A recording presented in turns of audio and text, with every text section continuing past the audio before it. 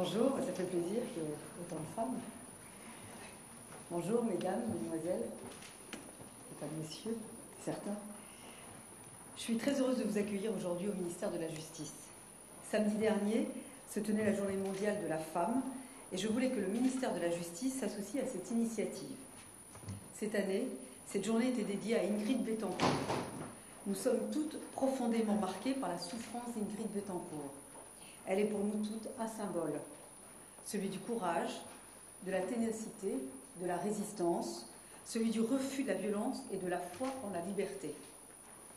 Une nouvelle fois aujourd'hui, je voulais lui exprimer ma solidarité et il faut garder l'espoir. Je crois que je peux aussi exprimer cette solidarité au nom de toutes celles qui, comme vous, ont choisi de s'engager pour la justice. Vous représentez la France de la justice, la France de la liberté, de la solidarité, mais également de l'égalité. Ce sont ces valeurs qui nous réunissent aujourd'hui, ce sont ces valeurs que nous défendons chaque jour dans nos responsabilités. Vous symbolisez la réussite sociale et professionnelle des femmes. Vous êtes des parlementaires, avocates, avouées, magistrates, directrices de prison, huissiers de justice, notaires, éducatrices, greffières, universitaires, fonctionnaires ou responsables d'associations. Vous représentez l'ensemble du monde judiciaire et tous ses visages. Vous exercez d'importantes responsabilités dans une juridiction, dans une association, dans un cabinet, dans une étude ou dans un établissement pénitentiaire. Vous avez construit votre carrière sur le travail et le mérite. C'est à votre honneur. Vous êtes ancré dans le réel, vous êtes pragmatique, toujours soucieuse de faire aboutir vos projets, vous êtes créative. Vous avez surmonté pour beaucoup d'entre vous bien des obstacles et des préjugés. Vous avez sans doute fait de nombreux sacrifices. Vous avez prouvé que vous étiez active, disponible, même si parfois il a fallu souvent jongler entre les horaires de crèche et les réunions du soir. Ce n'est pas toujours facile de concilier la vie professionnelle et la vie familiale, et souvent on vous demande de choisir. C'est pour toutes ces raisons que vous êtes des exemples. Votre présence aujourd'hui est un signe d'encouragement pour toutes celles qui sont confrontées à des difficultés. L'égalité homme-femme est une conquête récente, en particulier dans le monde judiciaire. En 1900, Jeanne Chauvin est la première femme à devenir avocate. Marie Véronne est la première femme à plaider en cour d'assises en 1908. Il faudra attendre 1949 pour qu'une femme devienne notaire pour la première fois. Nicole Pradin devient la première femme procureure générale en 1981. Et ce n'est qu'en 1984 que Simone Rosès deviendra la première femme, première présidente de la Cour de cassation. En 1997, Elisabeth Guigou devient la première femme garde des Sceaux. Aujourd'hui, un important chemin a été parcouru. 70% des étudiants en droit sont des femmes. Dans la magistrature, les femmes sont devenues majoritaires. Elles représentent presque 60% du corps. Et en 1982, les femmes représentaient à peine 30% des magistrats.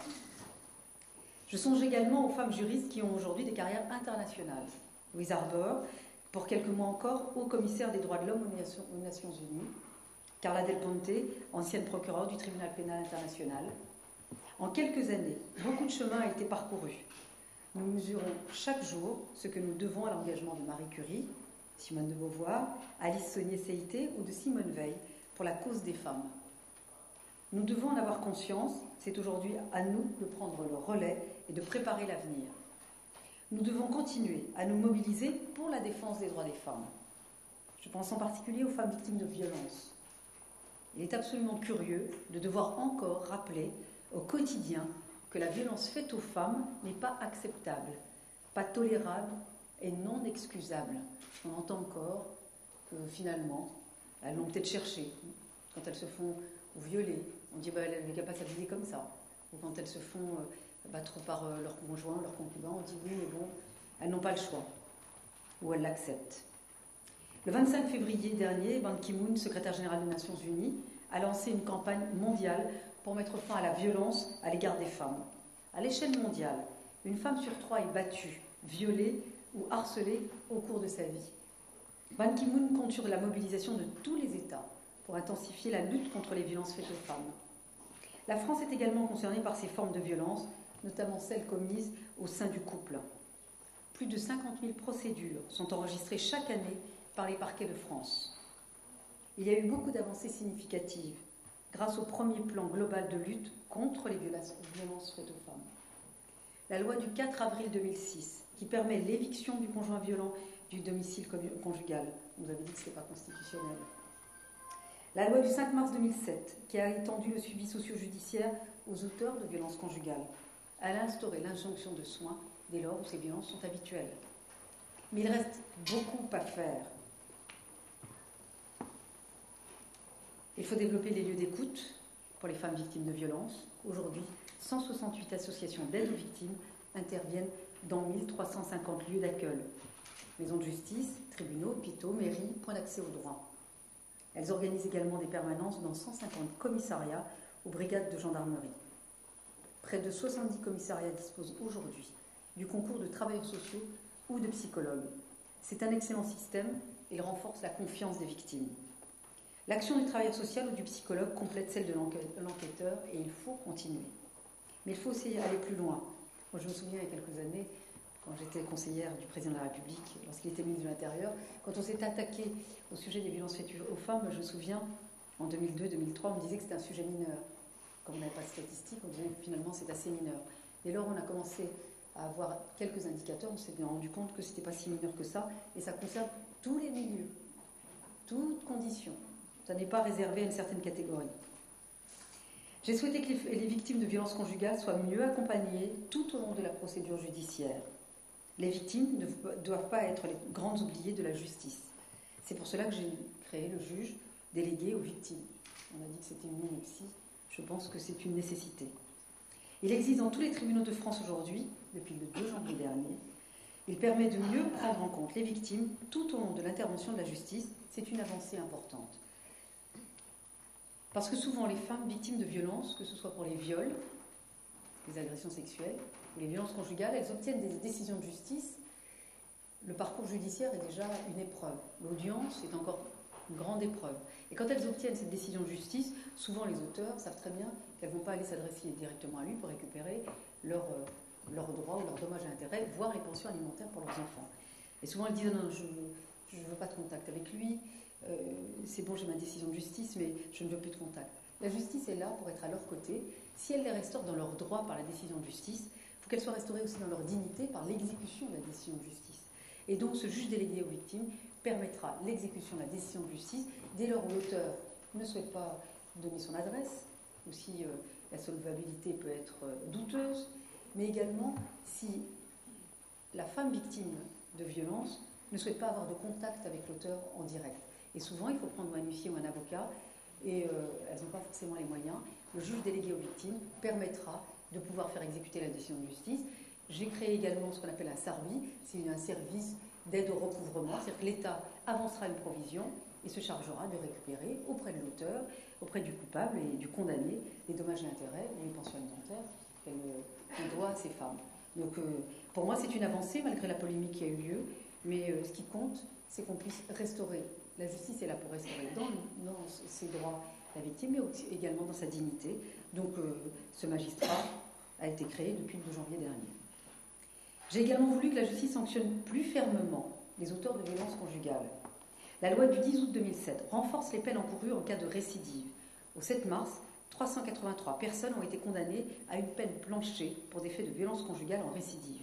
Dans 37% des cas, le juge a prononcé une peine ferme. Vous voyez, la justice fait preuve de plus de fermeté avec les auteurs de violences conjugales. S'agissant des récidivistes, avant, c'était l'élément discriminant, c'était le doublement de la peine encourue. Moi, je voulais qu'il y ait un régime clair pour les récidivistes, et notamment en matière de violence, des atteintes aux personnes, et s'agissant des violences faites aux femmes. Désormais, parce que les violences conjugales ou les violences faites aux femmes, c'est souvent dans le cadre de récidive. J'ai souhaité qu'il y ait un régime juridique extrêmement clair, qu'il soit connu de l'auteur, de la personne, avant même qu'il commette le délit ou le crime, en se disant maintenant je risque une peine ferme. Donc au moins la loi du 10 août 2007 a cet avantage et cette vertu d'être répressive, c'est le but de la loi pénale, mais aussi dissuasive. On s'est rendu compte d'ailleurs de la baisse du nombre de faits de violence en récidive. Je souhaite également que la justice s'implique davantage dans la lutte contre les discriminations et le respect de la parité. Les inégalités, les discriminations sont réelles, notamment dans le monde professionnel. Une femme avec 3 enfants a près de 2 fois moins de chances d'obtenir un entretien d'embauche qu'un homme. L'écart salarial homme-femme est de 20% dans le secteur privé, il est de 14% dans le secteur public. Donc on doit aussi un peu balayer devant notre porte. Les femmes occupent près de 50% des emplois de cadre, de gestion dans les entreprises, mais seulement 12% des femmes sont des chefs d'entreprise. Les femmes représentent près de 60% des emplois des 3 fonctions publiques. Elles n'occupent qu'à peine 13% des postes supérieurs. Ces chiffres parlent d'eux-mêmes. À mon arrivée au ministère de la Justice, dans les 35 cours d'appel, alors que je vous indiquais que les femmes sont majoritaires dans la magistrature, je vois la première présidente derrière, 2 femmes seulement étaient procureurs généraux sur 35. 4 étaient seulement premiers présidents. J'ai voulu que cette situation change, avec la polémique également qu'on connaît, que le ministère de la Justice s'engage pleinement dans la lutte contre la discrimination et les inégalités. C'est un engagement également du président de la République. Vous avez vu qu'il a annoncé qu'il y aurait des sanctions financières pour ceux qui ne respectent pas l'égalité salariale homme-femme. J'ai voulu également qu'un pôle antidiscrimination soit créé dans chaque tribunal de grande instance. Aujourd'hui, les pôles sont en place dans les 181 tribunaux de métropole et dans tous les tribunaux des départements d'outre-mer. Ils sont composés d'un magistrat du parquet et d'un délégué du procureur issu du milieu associatif. Ils permettent de mieux identifier les situations de discrimination et d'apporter des réponses concrètes. C'est comme cela que l'on pourra faire évoluer les mentalités et la justice, je considère, est un bon moyen d'obtenir cette évolution. J'ai également souhaité que la parité soit respectée lors des nominations au plus haut poste de la magistrature. Le 14 novembre dernier, j'ai proposé au Conseil des ministres de nommer 5 femmes parmi les 10 nouveaux postes de procureurs généraux. La parité a également été respectée lors de la promotion du 1er janvier de la Légion d'honneur, où 25 femmes ont été distinguées au titre de ce ministère. Aujourd'hui, l'objectif n'est pas de promouvoir des femmes parce qu'elles sont des femmes. L'objectif est de reconnaître pleinement les compétences de chacun.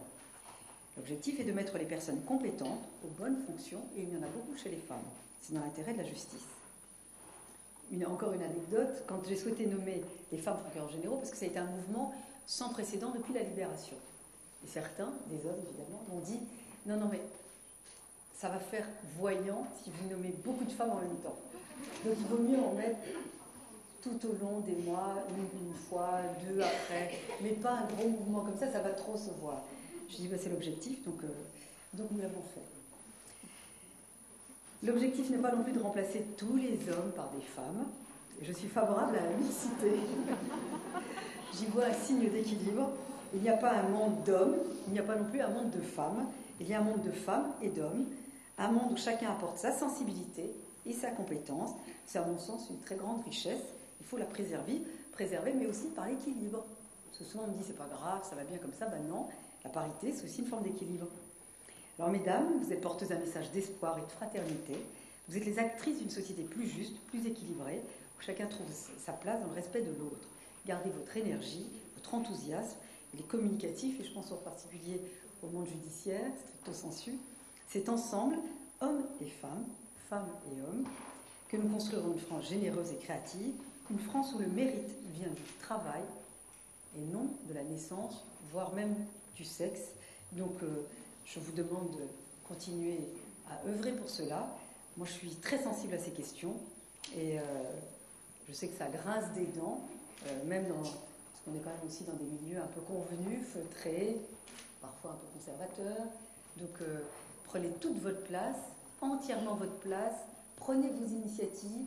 Sachez que pour celles qui relèvent de ce ministère, vous ne serez jamais bridés par moi, mais même par votre hiérarchie, parce que j'y veille personnellement. En tout cas, je vous remercie d'être là aujourd'hui, et c'est une grande richesse pour le ministère de la Justice, mais aussi pour la France. Merci.